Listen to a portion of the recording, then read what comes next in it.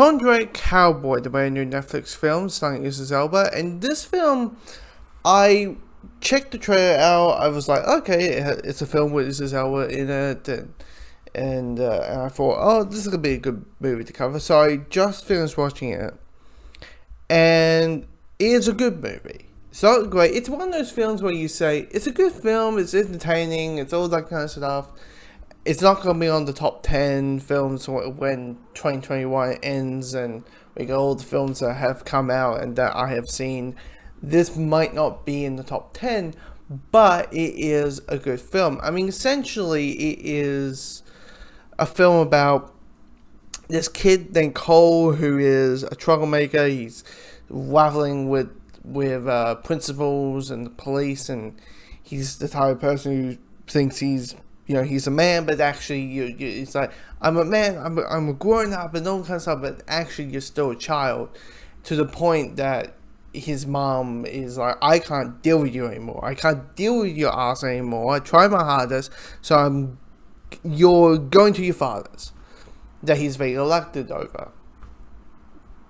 And so he enters to Philadelphia, and he goes to this little corner section of the city where essentially it's like if the Wild West never left.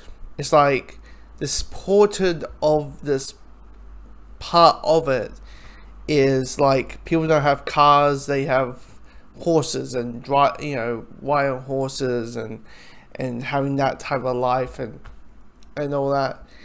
And the one thing that really strikes me about this movie is the town or the section, the suburb, and essentially how linked they are to everyone, how linked that, because shock horror, Cole is not that like, oh dad, I'll happy to stay with you. He's like, fuck you, I'm leaving the moment his mum dried off to the distance, and he's trying to find places to stay, and none of the neighbors that were all friendly and welcome were like, nah. It's like they're all linked, and it's all about community. And it's like, yeah, you might be at the end of the day, it's like, yeah, there's this link, but at the end of the day, you're a stranger. So there's this kind of community of it, and you get a little bit more of that community of how they interact, how special, and basically with their whole lives, DNA, and they're living all surrounded by horses. You get a sense of the importance of it. Why is it important to them, and that's kind of the thing that really strikes me. Because here's the thing, like, you kind of get a bit of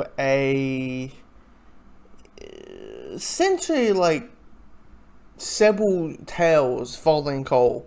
You get to start thing with the horses, the relationship that he has with his friend, who and his relationship with his father, and kind of have those three separate stories that will kind of slightly link together just because everybody knows each other, so it's that mindset. And each one is good, fine. Like, probably the only one I didn't care for, the least interesting one, is the story that he has with his best friend, or his friend that he chaperones around. That one I didn't read. I just thought, okay, this feels a little bit stereotypical. Seen this a billion times.